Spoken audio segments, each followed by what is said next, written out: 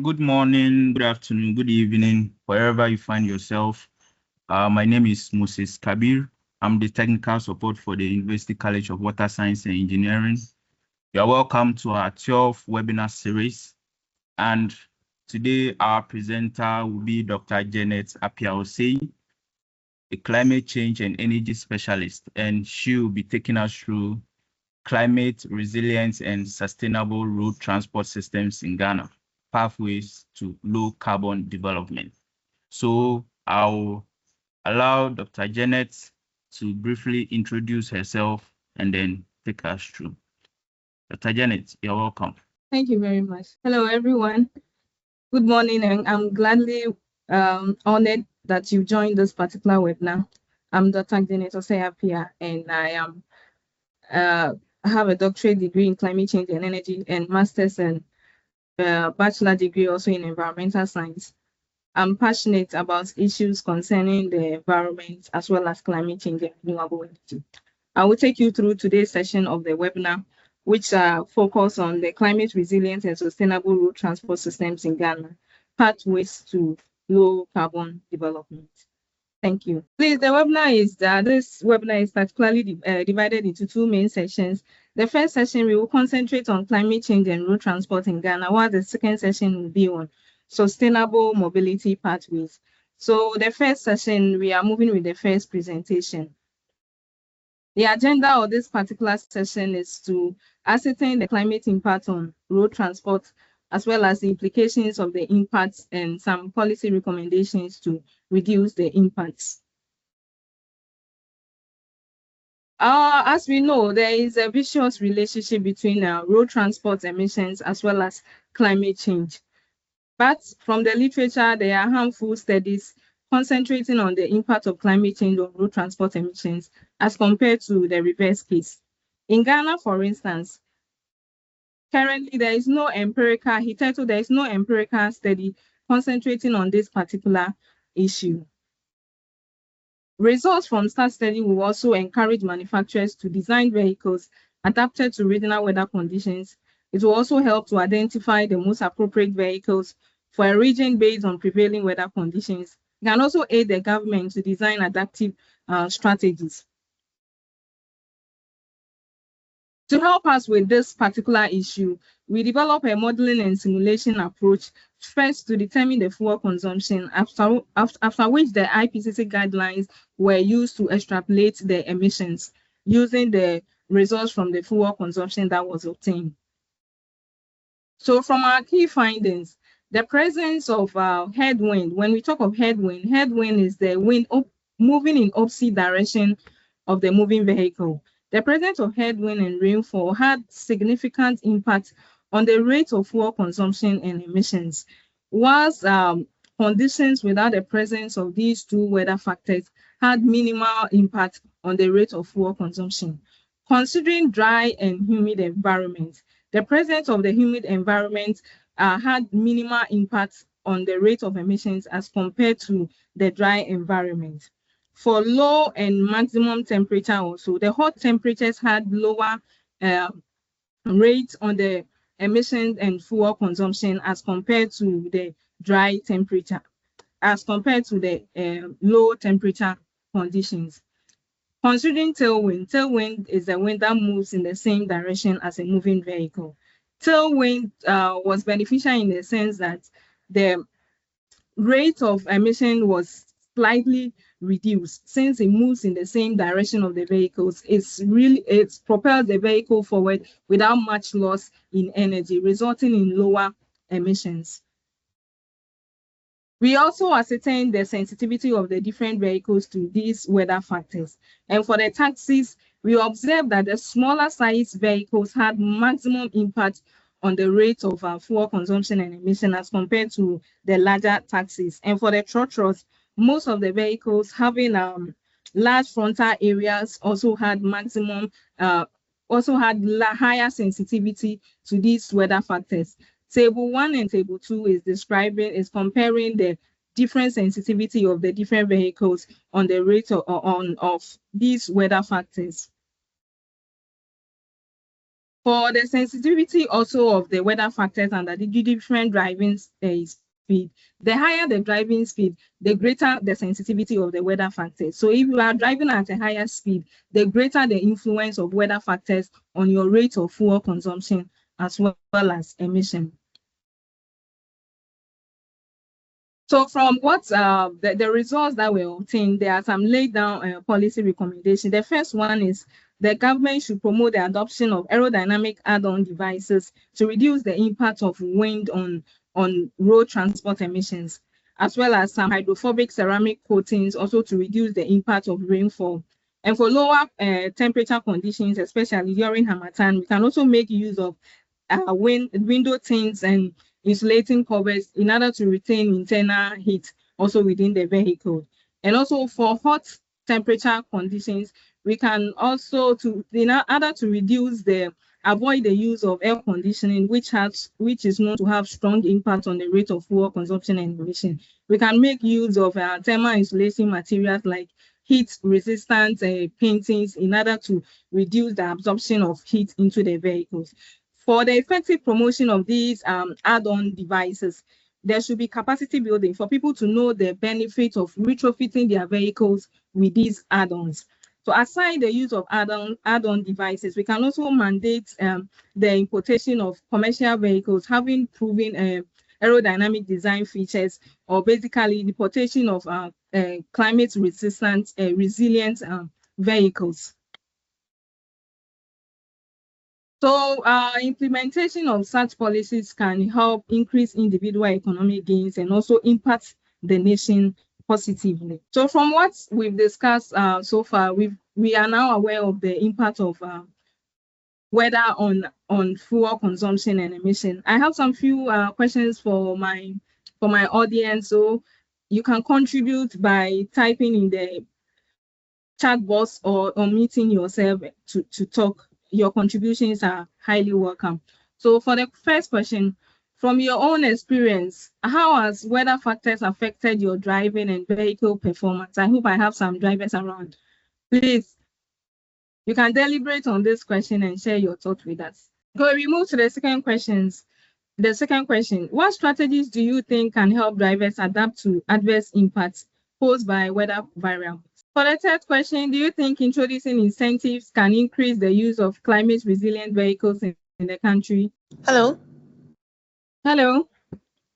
Yes. Good morning, everyone. So I think there are a few comments. I earlier commented, I think based on the second question, that the drivers can probably check weather conditions before they plan their day. And for the third question, I think for the incentives, it depends on how it's implemented. Else, if there are any other policies or things that can help drivers, you would always have to incentivize them before they can adapt to it. Oh, okay. Thank you very much for your contribution. Yes, the incentive, it depends on how strong the incentive will be that will lead to the motivation of these drivers, because most of them are naive about these add-on devices and these climate resilient vehicles. So if you don't really motivate them well, I don't think they really adapt sub technology. Thank you very much for your contribution. I don't know, they are not visible at my end here. Okay, so in the Q&A session, someone typed that yes, incentives can encourage people to use climate resilient vehicles. Financial incentives like subsidies or lower taxes reduce the cost, while benefits like priority lanes and insurance discounts make them more attractive. These measures not only improve safety during bad weather, but also help environment by reducing emissions. Oh, okay. Very amazing contribution over there. Thank you very much for your comments. Please, anyone else? What of the second question, the first question? Is anybody a driver among us? Does anybody own a vehicle? In your own practical way, how has climate variability, let me put it in a simpler form, weather factors affected your driving in terms of visibility? You can share your experience with us. Yes, I can see Irene's hand up. Please go ahead. Hi, thank you. So in terms of the first question, climate has sometimes really impact on the way I drive because when it rains very heavily, the road becomes slippery, especially for those of us who live, not in the middle of town. Aside that, it impairs visibility. You cannot drive, you cannot get to your destination as fast as you can. And then there are also wear and tears of our vehicles. So especially during the rainy season, I visit the organizers more, I visit the mechanics more because you would hit some potholes and other things that you will not even see due to lack of visibility and all those things. Yeah, thank you. Okay, you are welcome. Very nice contribution. Please, anyone else with their experience as well? In terms of heavy downpours, higher temperature, have you experienced any adverse impact when driving? Okay, from my own side, I think for the second question, the strategies that these drivers can adopt is adopting eco driving system, as we've discussed earlier in the key findings, that this based on the sensitivity based under the different driving speed. We've observed that the higher the driving speed, the greater the sensitivity of these weather impact on fuel consumption. So maybe drivers can adopt eco driving practices. I think this is one of the strategies. Anybody with another idea that can add up to this strategy? Okay, thank you very much for your contribution. We have a publication on it. For now, we have a review paper and 2 incoming publications still under review on this particular topic. So you can check the review paper up, Climate Variability and Change Impact on Vehicular Fuel Consumption and Emissions, to understand deeply this particular topic. Okay, thank you very much for your time. This first session has ended, so we move to the second session. These are my details, my contact details. You can reach out for me for any form of collaboration or for further questions and discussions. Thank you very much. So we begin with the second one. Okay, for the second one, we focus on sustainable mobility pathways. And the agenda is to determine the role of biofuels and autogas. When I talk of autogas, there are LPG and CNG for sustainable transportation, as well as some policy recommendations for their integration in the transport sector. The transportation sector of Ghana is absolutely reliant on petroleum fuels. So the figure that has been displayed showcases the volume of petroleum products that were consumed by the transport sector from 2000 to 2022. So it is very imperative to include these alternative fuels in the transport sector in order to decarbonize this sector. Benefits of integrating such fuels: it helps to reduce greenhouse gas emissions, as we know already. It also lowers these nitrogen oxides and particulate matter emissions, which helps to improve air quality. When air quality is improved, it enhances our public health, which ultimately increase social welfare benefits, but by saving the amount of money that would have been used for medical care expenses. But there are some barriers for effective integration of these fuels. For biofuels, the first barrier is policy gap and weak implementation of already existing policies. And the second barrier is feedstock availability and competition with food, as most of these biofuels are generated from first generation biofuels, which are food crops, which threatens food security. But the third barrier is failure of some biofuel projects, especially the Jatropha biodiesel project. The failure of such project, it will deter investors from investing in any future biofuel project. And also we have some infrastructure and supply chain gaps in terms of the biofuels. For the LPG barriers, there are no clear-cut policies on the use of LPG within the transport sector. The policies under LPG favors its use in the cooking sector. Because of this, there are low refueling stations available, and also there are lack of proper installation kits and unprofessional installers, leading to the frequent breakdown of the conversion process, as most of these LPG vehicles are retrofitted from gasoline to LPG. So lack of proper installation kits and non-professional installers can lead to the liability of such vehicles to fire outbreak. And also for the CNG, they have no existing policy for its integration in the transport sector. Its use is mainly for electricity generation. So these are some of the barriers that affect the effective implementation of these alternative fuels in the transportation sector of Ghana. To decarbonize, in order to determine the decarbonization potential of such fuels, an analytical model was used with fuel consumption and emission savings serving as metrics for the analysis. From the key findings, it was observed that the conventional fuels, which are the gasoline and diesel, they were more fuel efficient. They were more fuel efficient as compared to the alternative fuels. The alternative fuel had increased amount of fuel consumption because of their lower energy content. For the biofuel, the higher its biological content, the greater its fuel consumption. But irrespective of that, their emission rates were far lower as compared to the gasoline and diesel fuels. For the biofuels, increasing the biological content also increased the emission saving capacity.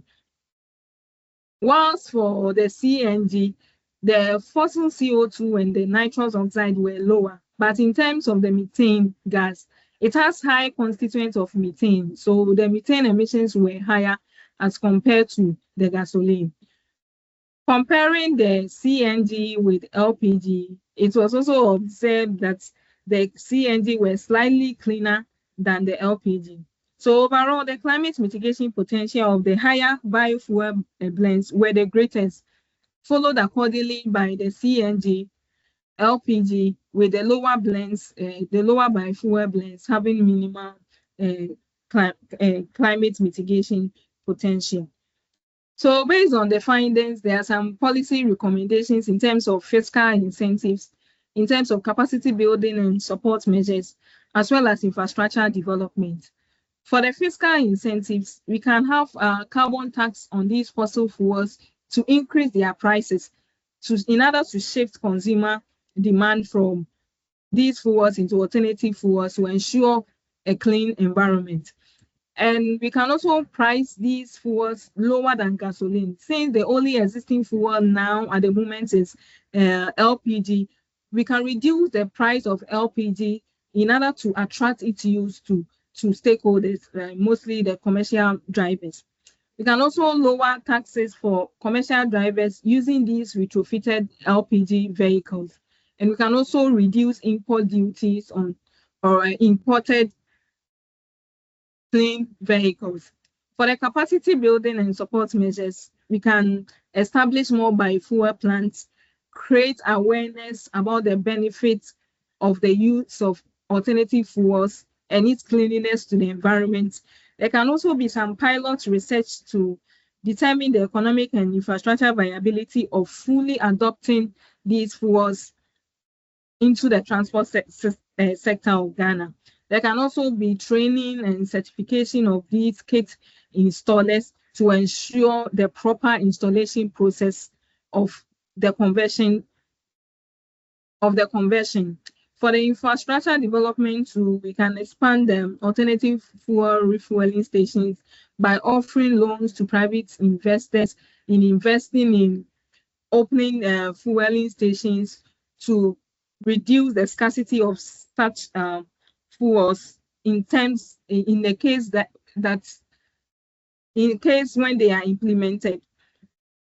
We can also increase government investments in fuel infrastructure as well in order to increase the refueling stations to enhance the smooth implementation of these alternative fuels. Here there are some few laid down questions that we can deliberate on. So as we did earlier on, you can share your thoughts. You can unmute yourself and speak, or you can also type in the chat box. So the first question, do you think it's realistic for Ghana to attain a net zero emissions based on the current condition? The second question is Ghana currently prepared for alternative fuel integration in the transport sector? And the third question, from your own perspective, between biofuels and electric vehicles, which present the most practical and sustainable pathway for Ghana's transport sector, and why? Please, we can deliberate on these three questions, and our contributions are warmly welcome. Thank you. So I think there's a comment in the chat box. Okay, please, it's not visible at my end, so maybe you can read it out. Okay, so this is from Herenta. She said for the question 3, I think biofuels will be more beneficial to Ghana than electric cars since we currently have issues sustaining our electricity within the country. Okay, very nice contribution. Very resourceful contribution. Thank you very much, Irene. Please, anyone else with any other contribution to the first, second, and third questions? Your contributions are only welcome. Okay, also with the first questions, whether it's realistic for Ghana to attain net zero emission based on the current. I think at the moment where I am in Sunyani, the most dominant mode of transportation are these taxis. And these drivers, they go in for old cars because the prices. Hello, please, can you hear me? Yes, please. Okay. So I think for the question 2, I'm thinking the answer might be yes or no. A yes and no, both of them, because we have some. Why yes, why no? Okay, so we have some drivers that are more open to trying new things if they believe it would help them, and then you have those that might be a bit skeptical about it. So I don't know how possible it is. So, for example, using farming, for farmers to easily adopt stuff, what you'd have to do is set a pilot farm, and then you introduce the technology you're using. They get to see it, and they can now believe that, oh, this thing is actually going to help me before they adopt it. So I don't know how that can be brought into the transport sector. Because I believe I stated about capacity building, so that is where the capacity building will come in the form of training and sensitizing these people about the benefits of alternative fuels. Because even the LPG usage, those times, I think LPG was affordable as compared to the gasoline fuel. And people were using it based on the price, based on the lower cost, not in terms of its environmental friendliness, because they are unaware that LPG is environmentally friendly. So it all boils down to the training for these people to know the benefit of these alternative fuel. If there is no training and you even give them the incentive will increase the attractiveness of these fuels, but they will not understand the reason behind the incentive. So if we train them, and we have a lot of training to be done by these DPRT officials and stuff, I think they will understand this thing more, and they will prioritize it not based on just the incentive, but based on the environmental aspects also. So anyone else with any other contribution? We're still waiting. Hello. Please, you can speak. Good morning. Good morning. So I'm not Ghanaian, so I want to answer the first question, but as I'm not Ghanaian, I will base my answer on the general knowledge. Please, dog, you can talk. Okay. So do you think it's realistic for Ghana to attain net zero emission based on the current condition? Yeah, I think Ghana could attain net zero emission, but doing so will require ambitious political, financial, and technical efforts. Why I'm saying I think so, because I think there are some policies that I think Ghana is committed to some policies that could enhance, make it easy to attain these net zero emissions. And you have strong potential in the renewable too. Like I'm talking about the solar potential and hydropower you have there. So I think all that can contribute greatly, strongly to uh, not attain, but not just reach, but move forward, move near this net zero emission. Okay. Yes, yes, what I can I can say. Thank you. Okay. Thank you very much, Dr. Kaku, for your contribution. It's You're very welcome. resourceful and impactful. Yes, it's very true. We have the potential, but the implementation is the policies are weakly implemented. I think that is our main issue. But we have a lot of renewable energy potential, as you said. We have solar, we have hydro, we have biofuel. We have one biofuel plant at Jankoba, supplying some megawatt of electricity. But the implementation has become a problem, and change of government and stuff has become a problem. Although we can't attain it 100%, I think we can't absolutely attain it at once. As you said, it can help move us a little bit towards like some partial form of attainment, not full attainment. Thank you very much, Dr. Kaku, for your contribution. You're welcome. Please, Thank you. anyone else? Yeah, hello. Hello. Yeah, I think I've been logged out because of my internet. I was speaking and Oh, then yeah. Please, you can continue for yeah, us. I think I was making a point about drivers not willing to go in for new cars Mm, that uses these alternative fuels because they rather go in for these old cars, mm, 2011, 2007, and most of these cars they use diesel and all this. So I think for Ghana to attain this from the driver's perspective, I don't know because it will take a long time for them to shift from that side. okay, so you don't see any hope that you don't see any hope that we can attain to partial, not fully, but some partial attainment of this net zero, or there is no hope at all.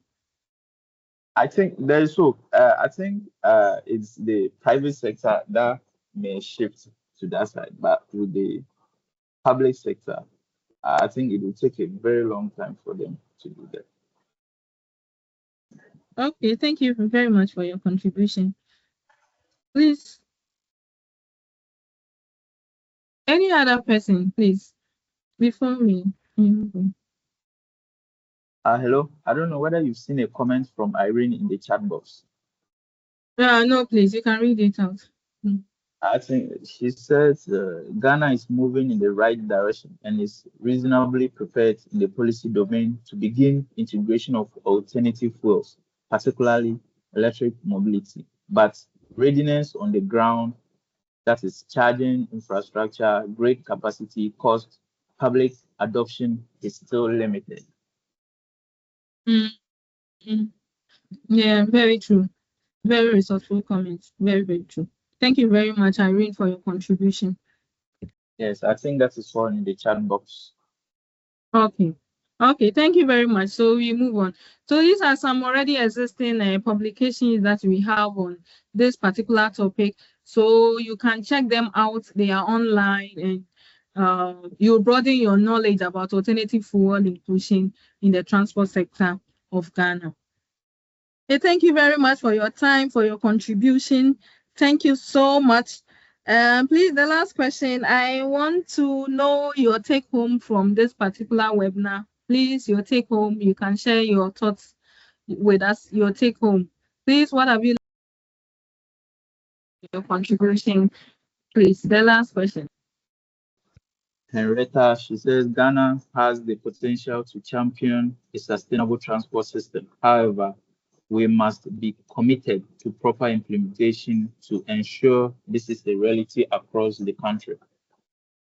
Okay. Very good insights. Thank you very much, Henrietta. Okay, thank you very much. I hope that you've learned something today, and thank you for your insightful contributions and everything and your time. Thank you very much. I'm so grateful. Thank you. Thank you very much, everyone who took time out of your busy schedules to be with us. Thank you for your insightful contributions. Thank you so much. Thank you very much.